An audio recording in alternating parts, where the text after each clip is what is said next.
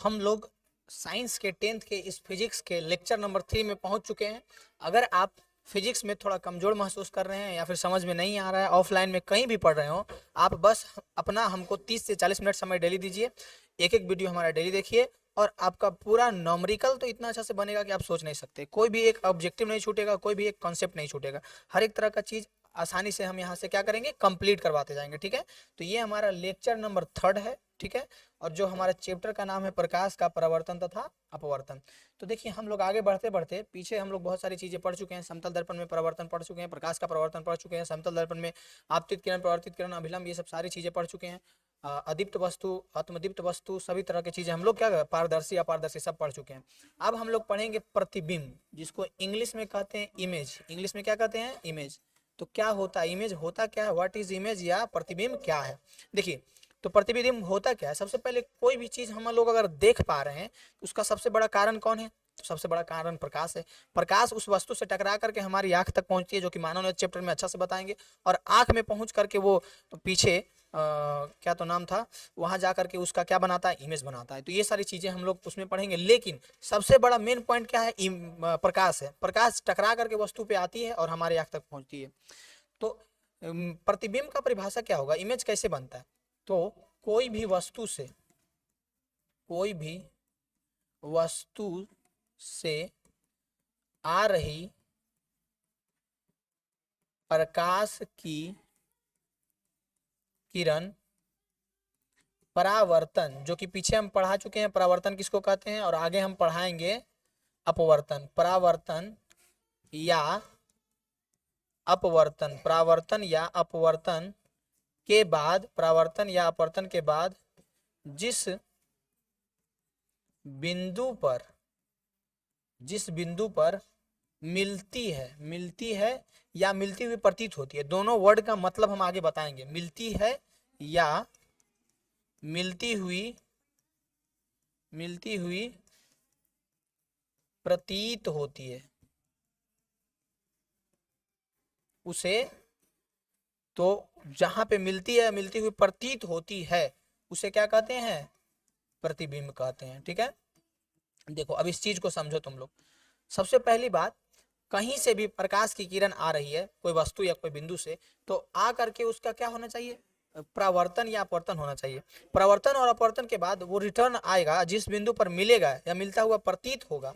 मिलती है या मिलती हुई प्रतीत है का मतलब क्या है, तो इसका मतलब वास्तविक और काल्पनिक में इसका दो तरह से मतलब निकाला जाएगा। मिलती है या मिलती हुई प्रतीत होती है, तो उसे क्या कहते हैं, प्रतिबिंब कहते हैं। अब देखो ये तीनों एक ही बार बताएंगे, तीनों रिलेट करके, तीनों में एक तीसरे से जोड़ करके, तब ज्यादा समझ आएगा। फिर है वास्तविक प्रतिबिंब और काल्पनिक प्रतिबिंब। इसमें क्या होता है कि कोई भी, पहले लिख लेते हैं फिर समझाते हैं आपको। कोई भी वस्तु से आ रही प्रकाश की किरण, प्रकाश की किरण परावर्तन या अपवर्तन के बाद जिस बिंदु पर मिलती है, मतलब वास्तविक में मिलती है, बिंदु पर मिलती है मतलब वास्तविक में मिलती है, जिस बिंदु पर मिलती है उसे क्या कहते हैं, उसे वास्तविक प्रतिबिंब कहते हैं। उसे क्या कहते हैं, वास्तविक प्रतिबिंब कहते हैं। ठीक इसी के उल्टा, कोई भी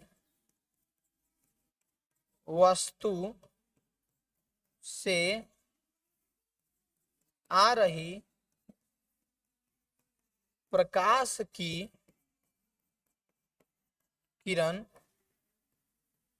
परावर्तन या अपवर्तन के बाद, पहले हम लिख लेते हैं फिर आपको समझाएंगे। जिस बिंदु पर, देखिए जिस बिंदु पर, थोड़ा सा धैर्य रखिएगा और समझिएगा। हुआ ये कि जब जब आप अभी दर्पण का प्रकार पढ़ाएंगे तो उसमें पढ़ाएंगे, एक होता है उत्तल दर्पण, एक होता है अवतल दर्पण। जिसका प्रवर्तक सतह इधर से धंसा हुआ है उसको अवतल, और जिसका प्रवर्तक सतह उठा हुआ है उसको उत्तल। मिलती है, मिलती हुई प्रतीत होती है, इसमें क्या हो जाएगा, मिलती हुई प्रतीत होती है, उसे क्या कहते हैं? काल्पनिक प्रतिबिंब कहते हैं, उसे कहते हैं काल्पनिक प्रतिबिंब कहते हैं। देखिए यानी कि सिंपल सा बात है कि एक, देखिए अभी बता रहे थे, एक होता है अवतल दर्पण, एक होता है उत्तल दर्पण, ठीक है। अब अवतल दर्पण के सामने अगर कोई वस्तु रखा हुआ है, इधर से कोई क्या जा रहा है, इधर से प्रकाश की किरण जा रहा है, तो ये परावर्तन के बाद एक बिंदु पर इधर से आएगा और यहाँ कटेगा, ठीक है। मतलब कि आगे जहां दर्पण है उसके सामने में जाकर के कट रहा है। लेकिन ठीक इसी का उल्टा जब अवतल इसमें देंगे, उत्तल दर्पण में, उत्तल यानी उठा, जिसका प्रवर्तक सतह क्या उठा हुआ, इसमें जब प्रकाश देंगे इस प्रकार से इधर भागेगा, ये इधर भागेगा। लेकिन ये तो वास्तविक में प्रकाश की किरण टकरा करके इधर भाग रही है, लेकिन काल्पनिक में उधर आप देखिएगा तो एक लाइन ऐसे बनेगा और कटेगा, जिसको हम आपको सुंदर से बना करके दिखाते हैं, ठीक है। देखिए किस प्रकार से काल्पनिक में, यानी कि उसके पीछे ऐसे एक पीछे, ऐसे एक पीछे, कल्पना किया जाता है कि ये लाइन जो इधर कट करके आ रही है, अगर इधर जाती तो कहाँ पीछे कटती, तो पीछे यहाँ कटती या नहीं कटती, पीछे दोनों किरण यहाँ कटती ना। यानी कि सिंपल सा बात है, यहाँ से आप सब तीनों कॉन्सेप्ट क्लियर हो जाएगा कि जब अवतल दर्पण था, प्रकाश की किरण कहीं से आ रही थी, तो यहाँ से प्रवर्तन हुआ, टकराया, प्रवर्तन, और समतल दर्पण में प्रवर्तन बताए थे ना, टकराया, प्रवर्तन हुआ, टकरा करके रिटर्न आया और एक बिंदु पे कटा, एक बिंदु पे क्या हुआ, कटा। तो जिस बिंदु पे कटा वास्तविक में कटा, क्योंकि सामने में कटा, दर्पण के पीछे तो कटा नहीं, सामने में कटा, तो कटा यानी कि वास्तविक में कटा, तो वास्तविक प्रतिबिंब, और टकराने के बाद भाग गया, कहीं और भाग गया, देखो ये कहाँ भाग गया, ये कहाँ भाग गया, लेकिन उसी को एज्यूम किया गया कि पीछे जाता तो यहाँ कटता ना जी, तो ये काल्पनिक में कटा, दर्पण के पीछे काल्पनिक और दर्पण के आगे वास्तविक, दर्पण के पीछे काल्पनिक और दर्पण के आगे वास्तविक, तो कटता हुआ प्रतीत, मतलब ऐसा प्रतीत हुआ कि कटेगा, उसको कहेंगे काल्पनिक, और कट रहा है तो उसको कहेंगे वास्तविक। समझ में आया? यानी कि क्या, कोई भी वस्तु से आ रही प्रकाश की किरण प्रवर्तन या अपवर्तन, अभी प्रवर्तन हो रहा है, अपवर्तन में भी होगा, के बाद जिस बिंदु पर मिलती है, जिस बिंदु पर मिल रही है या मिलती हुई प्रतीत होती है, तो उसको क्या कहते हैं, उसको प्रतिबिंब कहते हैं। लेकिन प्रतिबिंब दो तरह का होता है, एक वास्तविक प्रतिबिंब और एक काल्पनिक प्रतिबिंब। वास्तविक प्रतिबिंब किसको कहते हैं, तो कोई भी बिंदु या वस्तु से आ रही प्रकाश की किरण प्रवर्तन या अपवर्तन के बाद जिस बिंदु पर वास्तविक में मिलती है, मतलब कि दर्पण के आगे मिलती है, मतलब कि जहां से प्रवर्तन हुआ है उसके आगे मिलती है, तो उसको कहते हैं वास्तविक प्रतिबिंब। और जहां से प्रवर्तन हुआ उसके पीछे मिलती हुई प्रतीत होती है, उसको कहते हैं काल्पनिक प्रतिबिंब। कोई भी वस्तु से आ रही प्रकाश की किरण प्रवर्तन या अपवर्तन के बाद जिस बिंदु पर मिलती हुई प्रतीत होती है उसे काल्पनिक प्रतिबिंब कहते हैं, उसे क्या कहते हैं, काल्पनिक प्रतिबिंब। बताइए कोई दिक्कत है इसमें किसी प्रकार का? इस क्वेश्चन में इसमें किसी प्रकार का दिक्कत है? समझ में आ रहा होगा, बिल्कुल आएगा समझ में। छोटा सा कॉन्सेप्ट था, छोटा सा चीज था, इसमें कोई प्रकार का आपको दिक्कत नहीं हो रहा होगा। यहाँ से हमारा दो चीज कंप्लीट हो गया, क्या, प्रतिबिंब किसको कहते हैं और जो प्रकार है इसका वो कंप्लीट हो गया। प्रकार में पहले होता है वास्तविक प्रतिबिंब और फिर होता है काल्पनिक प्रतिबिंब। कोई दिक्कत है? कोई दिक्कत है इसमें? नहीं होगा दिक्कत। यानी कि कोई भी वस्तु से प्रकाश की किरण जब आती है और आकर के प्रवर्तन या अपवर्तन होती है, प्रवर्तन और अपवर्तन के बाद जिस बिंदु पर कटती हुई प्रतीत होती है उसे क्या कहते हैं, उसे कहते हैं प्रतिबिंब। और अगर वास्तविक में कट रही है तो वास्तविक प्रतिबिंब, और ऐसा प्रतीत हो रहा है काल्पनिक में कट रहा है, या फिर एक और भाषा में बोले कि कोई भी जहां से प्रवर्तन हो रहा है उसके पीछे कट रहा है, यानी दर्पण के पीछे कट रहा है, तो उसको क्या कहेंगे, काल्पनिक प्रतिबिंब। ठीक है। अब है, हम लोग पढ़े थे समतल दर्पण में बना प्रतिबिंब, समतल दर्पण में प्रतिबिंब बनाए थे, पीछे बनेगा ना। तो जैसे कि अभी आप इसको अगर आप फिजिक्स से अलग होकर के भी आप देखें, फिजिक्स से अलग होकर के देखने का मतलब है कि आप सुबह सुबह या कभी भी जब आप अपना ऐनक देखते हैं तो आपके घर में 90% चांस है कि समतल दर्पण ही होगा। 90 के 100% सबके अधिकतर समतल ही रहता है। तो अगर आपके घर में समतल दर्पण है तो उस दर्पण में आपका एक छवि बन रहा है, एक प्रतिबिंब बन रहा है ना दर्पण के पीछे, तो उसमें क्या क्या मतलब क्या क्या गुण है, क्या क्या विशेषता है, वो हम लोगों को लिखना है। ठीक है, क्या क्या विशेषता है वो हम लोगों को लिखना है। तो सबसे पहली बात कि ये जो प्रतिबिंब बनता है ये काल्पनिक बनता है वास्तविक, यानी कि दर्पण आप जब ऐनक के आगे आपके चेहरा एक और बन जाता है या दर्पण के पीछे बनता है। तो अभी हम आपको बताए थे कि पीछे बनेगा तो काल्पनिक कहेंगे, आगे बनेगा तो वास्तविक। तो आप देखते होंगे कि पीछे बनता होगा, कभी ऐसा देखे होंगे आगे बनता है? नहीं, पीछे बनता है। देखे ना पीछे बनते, अभी भी आप जाकर के ऐनक उठा करके देखिए तो क्या होगा, पीछे बनेगा। तो जब दर्पण के पीछे बनेगा तो इससे क्या कहते हैं, यह काल्पनिक प्रतिबिंब होता है। कैसा होता है? यह काल्पनिक प्रतिबिंब होती है। कैसी प्रतिबिंब होती है? तो यह काल्पनिक प्रतिबिंब होती है, यानी कि दर्पण के पीछे बनती है। पहला पॉइंट यही है। कैसा प्रतिबिंब बनती है? तो काल्पनिक। क्यों? दर्पण के पीछे बनती है समतल दर्पण। और चूंकि यह काल्पनिक प्रतिबिंब बनती है तो इसे पर्दे पे नहीं उतारा जा सकता है। इसे पर्दे पर नहीं उतारा जा सकता है। पर्दे पे किसको उतारा जा सकता है? तो पर्दे पे वास्तविक प्रतिबिंब होगा उसको उतारा जा सकता है। समझ में आ रहा है? वास्तविक होगा, काल्पनिक को नहीं। पर्दा देखे होंगे, पर्दा पे, जिसपे पर्दा पे पहले फिल्म चलता था वो पर्दा पे, हाँ उसी पे, उसी की बात हो रही है। तो समतल दर्पण में कैसा प्रतिबिंब बनता है? काल्पनिक बनता है। इसे पर्दा पे उतारा जा सकता है कि नहीं? तो बोलिएगा इसे पर्दा पे उतारा नहीं जा सकता है। और एक बात, आप जैसे कि देख रहे हैं ऐनक, तो आपके आकार का बनता है कि आपसे छोटा और बड़ा बनता है? समतल दर्पण की बात कर रहे हैं। समतल दर्पण में आप जब डेली अपना फेस देखते होंगे तो क्या आप पतला है तो मोटा दिखते हैं, या आप मोटा है तो पतला दिखते हैं? ऐसा होता है नहीं ना। जो आपका आकार है वही दिखता है। यानी कि यहाँ पे प्रतिबिंब कैसा बनता है? तो समान आकार का बनता है। कैसा बनता है? समान आकार का प्रतिबिंब बनता है। कैसा बनता है? तो समान आकार का प्रतिबिंब बनता है। कैसा बनता है? तो समान आकार का प्रतिबिंब बनता है। दूसरा चीज, अब बताइए कि क्या इसमें प्रतिबिंब बनता है तो उलट देता है, ऊपर के नीचे, नीचे के सीधा ऊपर कर देता है? ऐसा होता है नहीं ना। यानी कि इसमें प्रतिबिंब कैसा बनता है? तो इसमें प्रतिबिंब सीधा बनता है। इसमें प्रतिबिंब कैसा बनता है? तो इसमें प्रतिबिंब सीधा बनता है। क्योंकि आप घर ही में जा करके, अभी अगर घर में हैं ही तो ऐनक में देख सकते हैं कि क्या आप उलट देते हैं, उल्टा जाते हैं, मतलब कि आपका पैरवा दिखे लगता है ऐनवा में, या मुड़िया नीचे दिखे लगता है? ऐसा होता है नहीं ना। आपका जो फेस है, जो आप सीधा है, सीधा दिख रहे हैं, उलट तो नहीं रहा है। इसी यही जो है दो तरह का परिवर्तन होता है इमेज में, एक पार्श्व परिवर्तन और एक विपरिवर्तन, जो कि आगे हम अभी आपको बताने वाले हैं। यानी कि यहाँ पे 4 पॉइंट आपको याद रखना है कि इसमें कैसा प्रतिबिंब बनता है? तो काल्पनिक बनता है। इसे पर्दे पे नहीं उतारा जा सकता है। कैसा होता है? तो समान आकार का होता है, मतलब जैसा आकार आपका है प्रतिबिंब में भी आपका वैसा ही आकार दिखाएगा। फिर क्या है? तो प्रतिबिंब कैसा बनता है?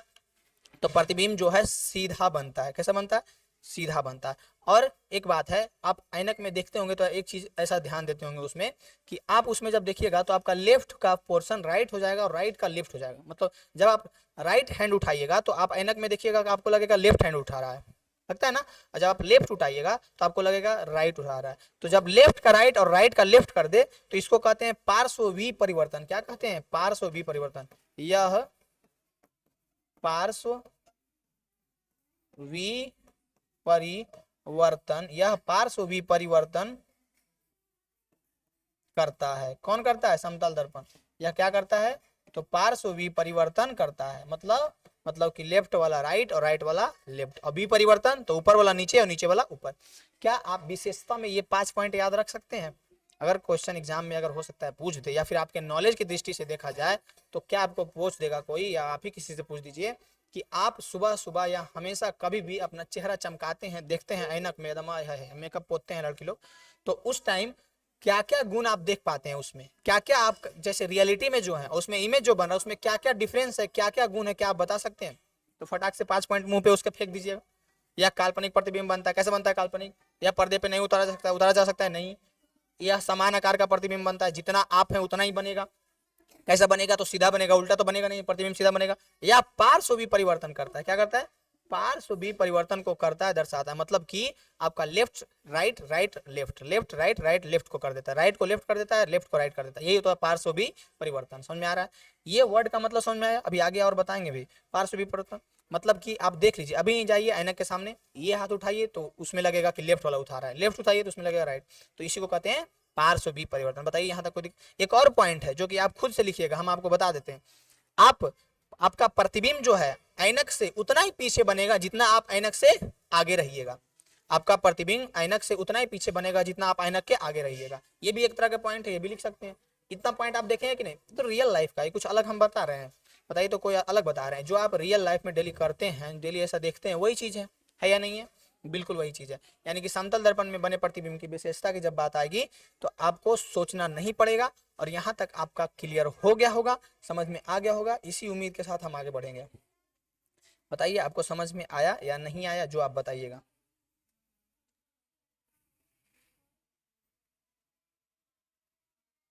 बताइए तो कोई दिक्कत है इसमें? किसी प्रकार का नहीं ना दिक्कत है?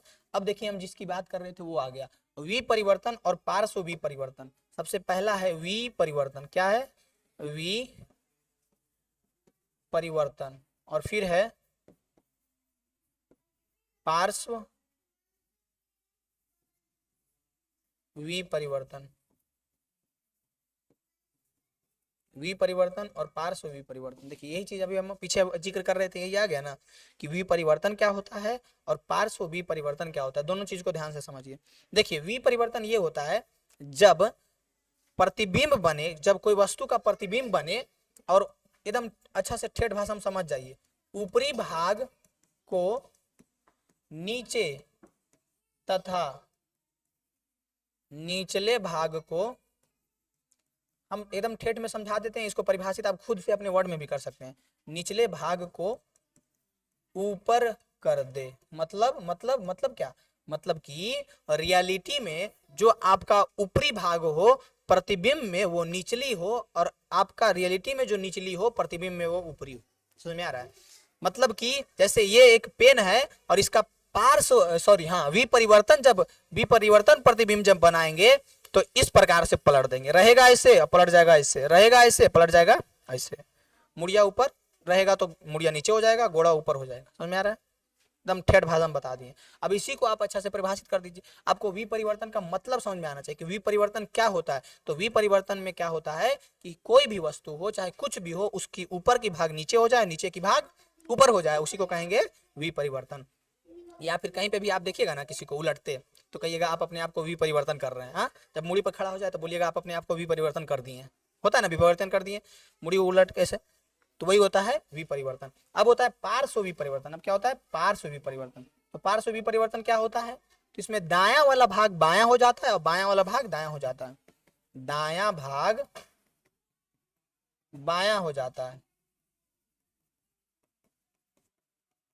तथा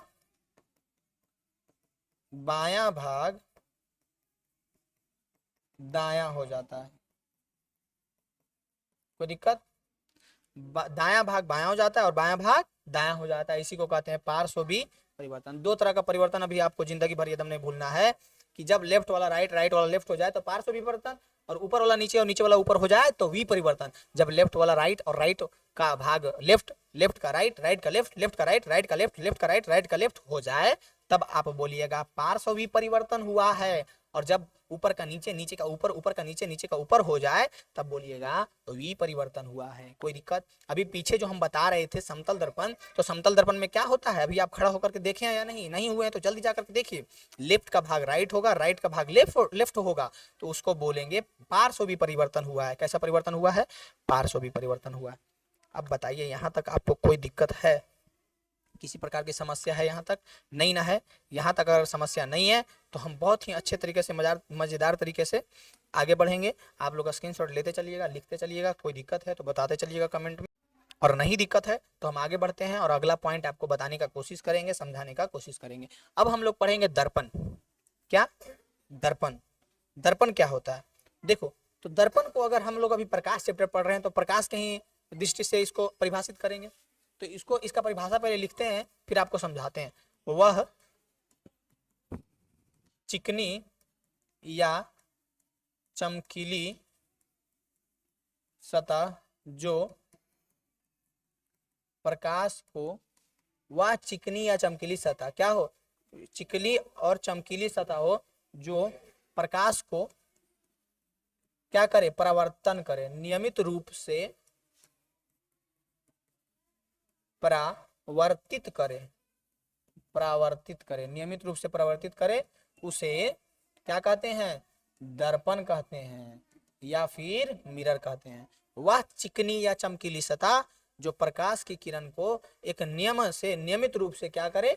परावर्तित करे, उसे क्या कहते हैं? दर्पण कहते हैं। समझ में आया? मतलब कि हर एक वह चीज जिस पे प्रकाश देने पे वो नियमित रूप से परिवर्तित कर रहा है उसको क्या कहेंगे? दर्पण कहेंगे। प्रकाश चैप्टर पढ़ रहे हैं तो इसको प्रकाशी की दृष्टि से ना परिभाषित करेंगे, बताइए तो। हम लोग पढ़ रहे हैं प्रकाश चैप्टर, तो परिभाषित कौन दृष्टि से करेंगे? प्रकाश की दृष्टि से। ऐसा तो नहीं कि कुछ और की दृष्टि से परिभाषित कर देंगे, नहीं ना। प्रकाश चैप्टर पढ़ रहे हैं तो प्रकाश की दृष्टि से परिभाषित करेंगे। हाँ, एक देखिए, लहजा आपका ऐसा होना चाहिए ना कि जिस क्षेत्र में जा रहे हैं, जिस परिवेश में जा रहे हैं, उस परिवेश का हो जाइए। समझ में आ रहा है?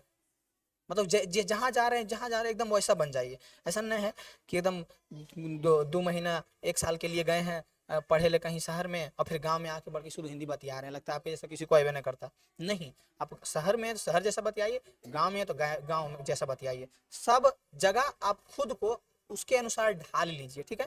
देखिए एक कौन तो, देखिए प्लेयर थे, नाम नहीं याद आ रहा है, वो कहते हैं कि खुद को जो है, खुद को अपने अंदर को एकदम वाटर की तरह रखना चाहिए, पानी की तरह एकदम नीट एंड क्लीन, मतलब जिस परिवेश में जाए वैसा हो जाए, ऐसा क्लीन रखना चाहिए खुद को, समझ आ रहा है। गंदगी में पानी जाएगा तो गंदगी हो जाएगा, जिस चीज में पानी को मिला दीजिए वैसा हो जाएगा ना। तो एकदम खुद को पानी के जैसा रखिए, समझ आ रहा है, कि जिस क्षेत्र में जाए, जिस परिवेश में जाए, एकदम खुद में, मतलब एक ऐसा, हम आपको बता नहीं सकते, वर्ड नहीं बताने के लिए, वैसा हम बताना चाह रहे हैं कि खुद एकदम अंदर खाली रहना चाहिए। और खाली हमेशा खाली नहीं रहना चाहिए, अभी पढ़ रहे हैं तो पढ़ाई अंदर रहना चाहिए एकदम, जा रहा है, फिर पढ़ाई, फिर खाली कर दीजिए, मतलब भूल नहीं जाइए। कहने का मतलब वो नहीं है, आप गलत सेंस नहीं लगा लीजिएगा पढ़ाई भूल जाइए, मतलब खुद को खाली रखना है। फिर हम जब गए खेलने, तो खेलना इतना अच्छा से है कि उस टाइम पढ़ाई नहीं आना चाहिए। फिर जब गए, मतलब कि खुद में हर एक परिवेश में, हर एक चीज में एकदम एक्सपर्ट रहना है, जो चीज करना है उसमें पूरा मन रहना चाहिए। ऐसा नहीं कि पढ़ रहे हैं तो खेले पे ध्यान है और खेल रहे हैं तो पढ़े पे ध्यान है, तो कभी भी कुछ भी नहीं कर पाइएगा। बहुत सारे लोग, जब आप देखिएगा, बुक पढ़िएगा बहुत सारे लोगों का जो भी है, तो उन लोगों से आप एक ही चीज सीखिएगा। क्या सीखिएगा? कि सबसे पहला चीज, लाइफ अगर जी रहे हैं तो उस लाइफ में अगर सक्सेस होना है, सबसे पहला मंत्र आपका अगर रियल लाइफ का होना चाहिए, तो वो होना चाहिए कि जो आप कर रहे हैं उसमें आपका पूरा 100% ध्यान होना चाहिए। जैसे हम पढ़ा रहे हैं तो मेरा ध्यान पढ़ाने पे होना चाहिए, मेरा ध्यान है अभी सिखाने पे, आपको कुछ भी सिखा दे, सिर्फ किताबी ज्ञान नहीं, जो मेरा पर्सनल लाइफ एक्सपीरियंस है, वो जो हम और कहीं से सीखे, वो सब कुछ भी हमको, मेरे पास जो है हम आपको सिखा देंगे, मेरा भी यही फोकस, ठीक।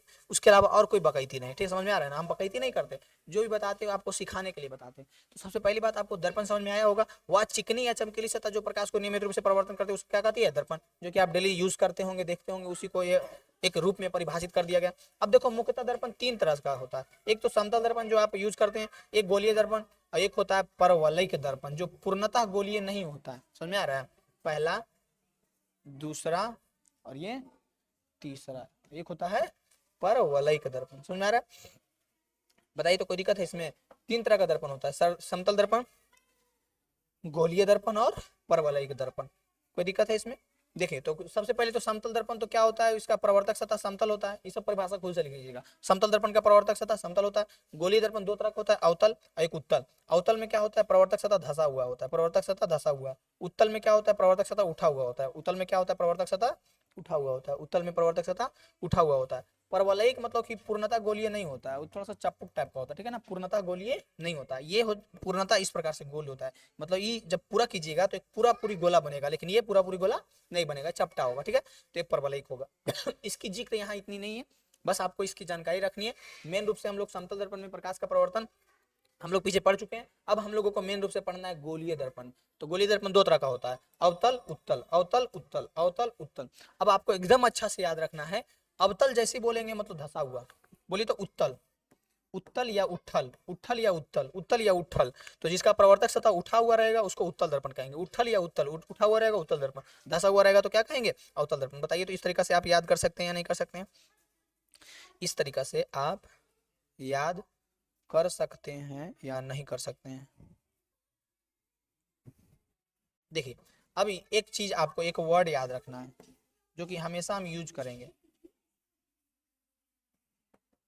अभिसारी और अपसारी। ये वर्ड क्या है और क्यों हम आपको बोल रहे हैं कि ये याद रखिएगा, जो समझिए। अभिसारी मतलब होता है, अभिसारी मतलब होता है एक जगह पे जमा करना, अभिसरित करना मतलब जमा करना, और अपसरित मतलब होता है फैलाना, अपसरित मतलब फैलाना। तो जब आप अवतल दर्पण में प्रकाश की किरण देते हैं तो ये प्रवर्तन के बाद एक बिंदु पे मिला देती है, क्या कर देती है? मिला देती है। लेकिन जब उत्तल में देते हैं तो ये फैला देती है, उत्तल में देते हैं तो क्या हो जाता है? फैला देती है। इसी को कहते हैं अपसारी और अभिसारी। समझ में आया?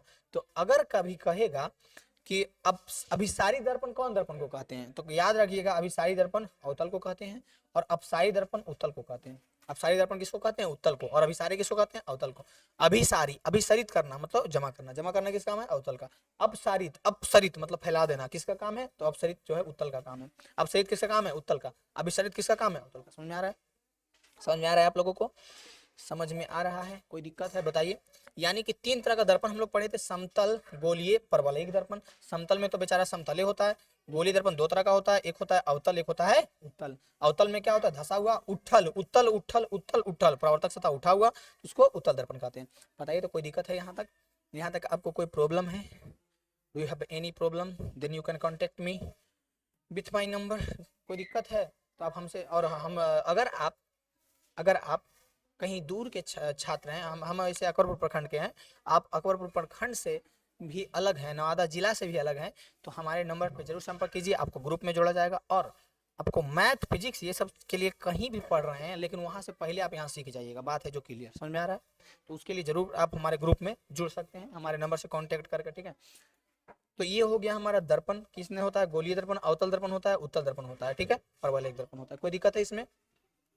और हमारे नंबर पे जैसा कि हम बोले हैं, एकदम भेजना ही है, नोट्स तो एकदम भेजना है, मस्त जितना है उसको लिख करके, अपना नाम, पता, ठिकानी लिख करके नोट्स बना करके जरूर हम पे भेजिए। इतना काम आपको जरूर करना है, ठीक है। यहाँ तक आपको सारा पॉइंट समझ में आया या नहीं जो बताइए, आया या नहीं जो बताइए, ठीक है। यहाँ तक आपको सारा पॉइंट समझ में आया या नहीं? अब देखिए, गोलीय दर्पण में अवतल उत्तल तो उधर ही बता दिए, अब यहाँ तो हमको बताने का कोई जरूरत है नहीं, है जरूरत? यही चीज़ ना यहाँ पे हम बता दिए हैं। अब इसी को लिख करके लाए थे तो क्या दिक्कत है? एक बार फिर से रिपीट कर देते हैं। अवतल क्या होता है? धसा हुआ होता है। ये इसको कौन सा कहते हैं? तो अभिसारी दर्पण भी कहते हैं। कौन सा कहते हैं? अभिसारी दर्पण कहते हैं। इसको कौन सा कहते हैं? तो अपसारी दर्पण भी कहते हैं। कौन सा दर्पण कहते हैं? अपसारी दर्पण भी कहते हैं। इसको अभिसारी दर्पण भी कहते हैं, इसको अपसारी दर्पण भी कहते हैं। कहते हैं या नहीं? बिल्कुल कहते हैं। और इसका प्रवर्तक सतह धसा हुआ होता है। उत्तल, उत्थल यानी उठल, इसका प्रवर्तक सतह उठल होता है। बस ये 3-4 चीज याद रखना है। इस तरह से उठल रहता है। कोई दिक्कत है इसमें? ऐसा है कि आपको समझ में नहीं आ रहा है? ऐसा है कि आपको कोई दिक्कत है? नहीं ना दिक्कत है? तो अब बढ़ते हैं आगे। आगे है, जैसे कि हम लोग समतल दर्पण जब पढ़े थे तो उसमें पढ़े थे प्रधान अक्ष पढ़े थे, वक्रता केंद्र पढ़े थे, फोकस पढ़े थे, वक्रता त्रिज्या पढ़े थे, ये सब पढ़े थे ना। अब हम लोग इसमें पढ़ने वाले हैं उत्तल और अवतल में क्या मेन पॉइंट होता है। सबसे पहली बात ये देखिए, अवतल दर्पण है, जिसको कौन सा दर्पण कहते हैं? फिर से रिपीट कर रहे हैं, जिसको कहते हैं अभिसारी दर्पण। कौन सा दर्पण कहते हैं? अभिसारी। किसको? अवतल को। अवतल को कौन सा दर्पण कहते हैं? अभिसारी कहते हैं। ये उत्तल है, उत्तल को कौन सा कहते हैं? अपसारी दर्पण कहते हैं। कौन सा कहते हैं? अपसारी दर्पण कहते हैं। अब देखिए, ये एक कौन सा दर्पण है? तो अवतल दर्पण है। कोई गोला का भाग है ना, ठीक है। तो ये जिस गोले के भाग होता है, ये जो है अवतल दर्पण, जिस गोले का भाग होता है उसका कुछ केंद्र है ना, जैसे कि इसका एक केंद्र है, तो इसके केंद्र को कहते हैं वक्रता केंद्र। अगर आप इसका परिभाषा लिखना चाहते हैं तो एकदम लिखिए फटाफट, कि अवतल दर्पण जिस खोखले गोले का भाग होता है उसके केंद्र को क्या कहते हैं? वक्रता केंद्र कहते हैं। अब यहाँ पे ये जो दर्पण है, यहाँ से यहाँ तक कौन सा दर्पण है? अवतल दर्पण। तो इसका पूरा का एक मध्य बिंदु होगा ना, इसके मध्य बिंदु को कहते हैं ध्रुव। इसके मध्य बिंदु को क्या कहते हैं? ध्रुव कहते हैं। जो कि आप यहाँ पे देख रहे हैं, ये वाला, इसको कहते हैं ध्रुव यहाँ पे, ठीक है। एकदम एक एक पॉइंट में हम बताते जा रहे हैं। अब इस ध्रुव और इस वक्रता केंद्र को मिलाने वाली रेखा को मुख्य अक्ष या प्रधान अक्ष कहते हैं। यहाँ पे ध्रुव, ये वक्रता केंद्र, दोनों को मिलाने वाली रेखा को क्या कहते हैं? प्रधान अक्ष या मुख्य अक्ष कहते हैं। अब ये जो दर्पण है कौन सा है? अवतल, उसका कितना चौड़ाई है? ये चौड़ाई है, यही ना चौड़ाई है इसका, यही ना चौड़ाई। ये तो चौड़ाई नहीं है, चौड़ाई ये है। तो उसके चौड़ाई को ही क्या कहते हैं? तो दर्पण का द्वारक कहते हैं। उसके चौड़ाई को क्या कहते हैं? दर्पण का द्वारक कहते हैं। सेम चीज इसमें देखिए, उत्तल, अभी इस चीज को हम बहुत अच्छे से और आगे भी बताएंगे, लेकिन यहाँ पे एक छोटा सा इंट्रोडक्शन याद रखिएगा। लेकिन उत्तल दर्पण में भी होता है, क्या होता है? द्वारक। देखिए, जिस खोखले गोले का भाग होता है उसके केंद्र को क्या कहते हैं?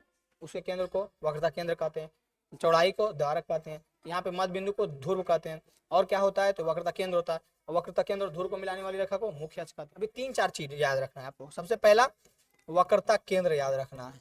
क्या याद रखना है? वक्रता केंद्र। उसके बाद मुख्य अक्ष याद रखना है। उसके बाद ध्रुव याद रखना है। क्या याद रखना है? ध्रुव। उसके बाद क्या याद रखना है? ध्रुव याद रखना है। उसके बाद क्या याद रखना है? उसके बाद मुख्य अक्ष याद रखना है। उसके बाद मुख्य अक्ष याद रखना है। क्या याद रखना है? मुख्य अक्ष। तो वक्रता केंद्र किसको कहते हैं? तो वक्रता केंद्र किसको कहते हैं? तो जिस खोखले गोले का भाग होता है उसके केंद्र को वक्रता केंद्र। ध्रुव किसको कहते हैं? तो जो दर्पण होता है उसके मध्य बिंदु को ध्रुव कहते हैं। इस तरह से आप ध्यान रखना है बस। मतलब कि ये वर्ड है जो है, ये वर्ड से आप अपरिचित नहीं हो। ये वर्ड सुनते हैं आपके दिमाग में परिचय याद आना चाहिए कि अच्छा ऐसा ऐसा होता है। बस ये पढ़ने का मतलब है। पढ़ने का मतलब आप लोगों को ये नहीं कि रट लीजिए।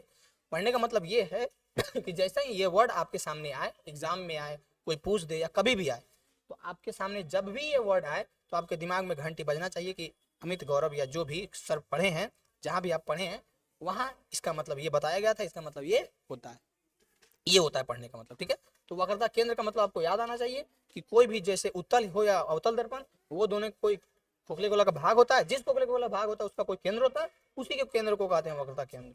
अब जो दर्पण होता है उसका कोई मध्य बिंदु होगा, उस मध्य बिंदु को ध्रुव कहते हैं। अब वक्रता केंद्र और मध्य वक्रता केंद्र और ध्रुव को एक रेखा मिला देंगे इस प्रकार से, तो जब मिलाएंगे उसी को कहेंगे मुख्य अक्ष, इसी का दूसरा नाम है प्रधान अक्ष। इसी का दूसरा नाम क्या है? प्रधान अक्ष। बताइए यहाँ तक आपको कोई दिक्कत है किसी प्रकार का?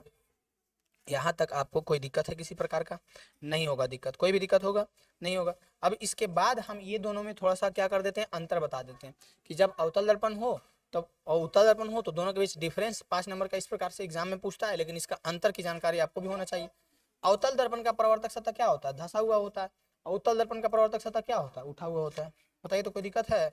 अवतल दर्पण का परावर्तक सतह क्या होता है? धंसा हुआ। उत्तल का क्या होता है? उठा हुआ। कोई दिक्कत है इसमें? कोई दिक्कत है? फिर पहला पॉइंट हो गया, पहला पॉइंट जो कि पहले हम रिपीट करवा चुके हैं, अवतल दर्पण का फोकस दूरी वास्तविक होता है और उत्तल दर्पण का फोकस दूरी काल्पनिक होता है। देखो क्या होता है, जैसे कि ये है अवतल दर्पण, तो ये हम बताएं कि वक्रता केंद्र है, और वक्रता केंद्र से दूर की दूरी को कहते हैं वक्रता त्रिज्या, और इसके बीच की आधी दूरी, इसके बीच के आधी दूरी को क्या कहते हैं? फोकस। जो कि आप देख रहे हैं ये दर्पण है, इसका ये पिछला भाग है और अगला भाग है और इसका फोकस आगे है, लेकिन इसका फोकस जो होता है, उत्तल दर्पण का फोकस जो होता है दर्पण के पीछे होता है। ये है हमारा दर्पण, ये है हमारा अगला भाग और ये है पिछला भाग, और फोकस जो है यहाँ होता है। तो जब दर्पण के आगे होगा तो कहेंगे वास्तविक है और पीछे होगा तो कहेंगे काल्पनिक है।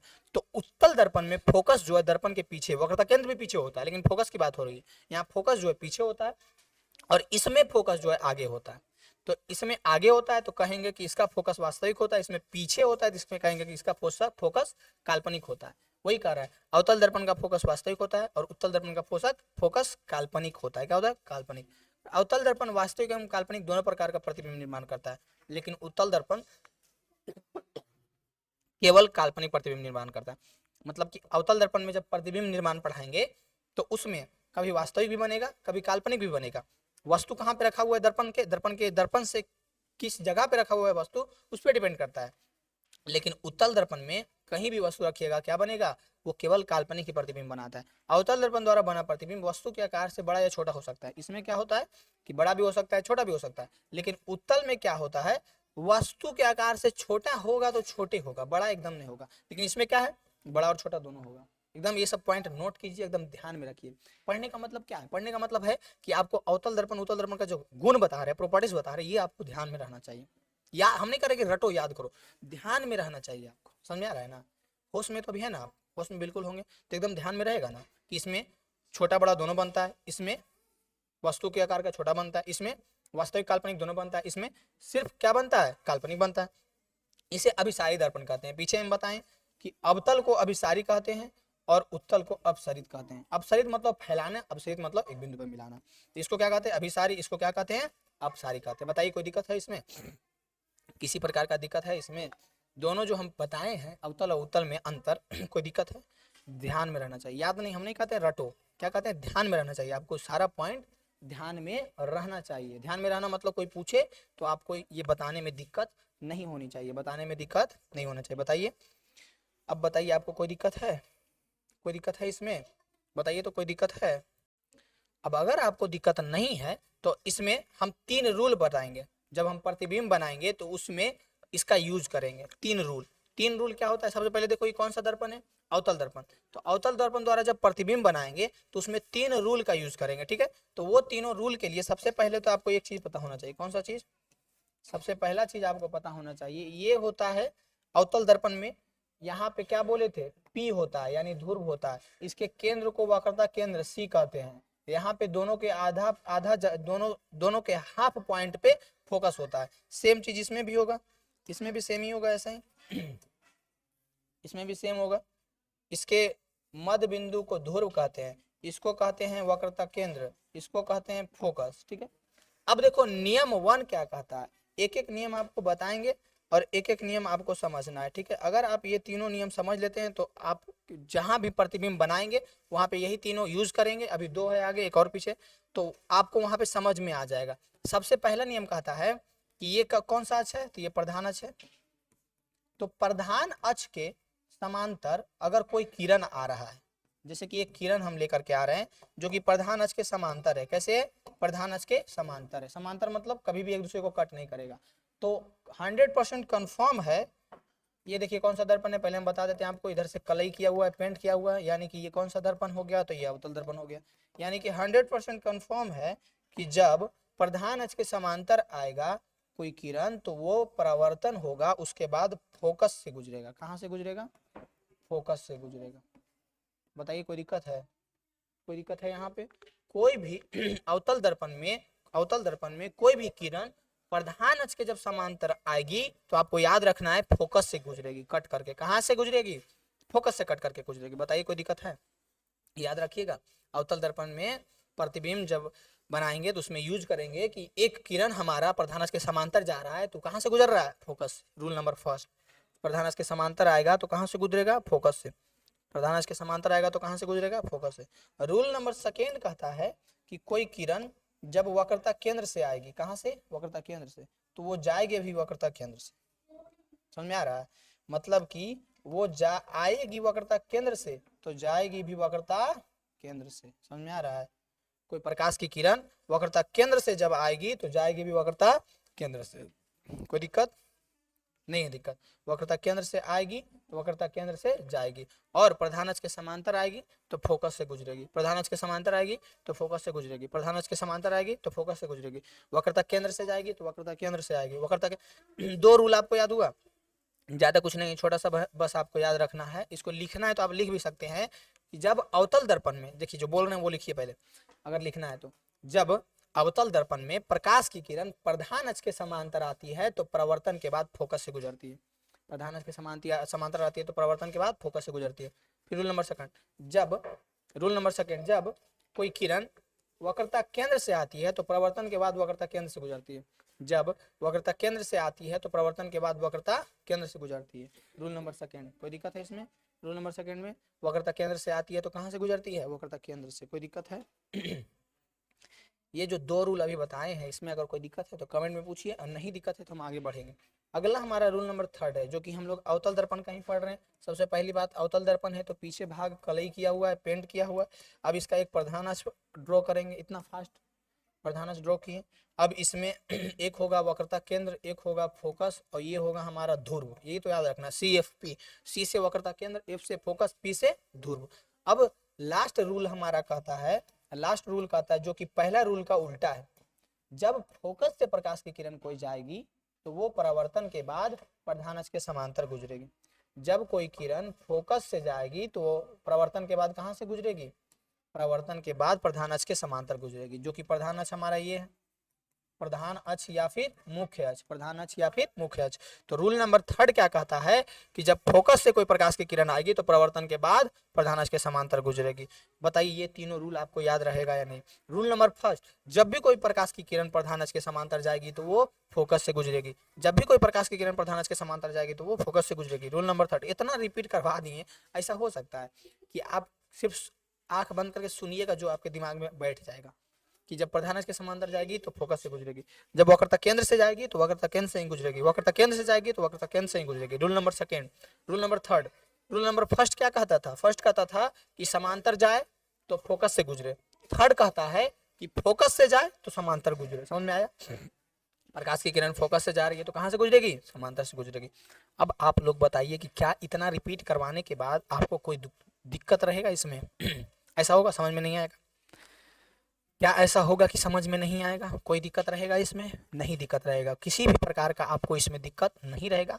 पूरी तरह से समझ में आ गया होगा, हम उम्मीद करते हैं आपको जरूर समझ में आ गया होगा। आज के लिए हम इतना ही लेकर के टॉपिक आए थे। इस वीडियो के लिए ज़्यादा नहीं, हम बोले ना 30 से 40 मिनट डेली टाइम दीजिए।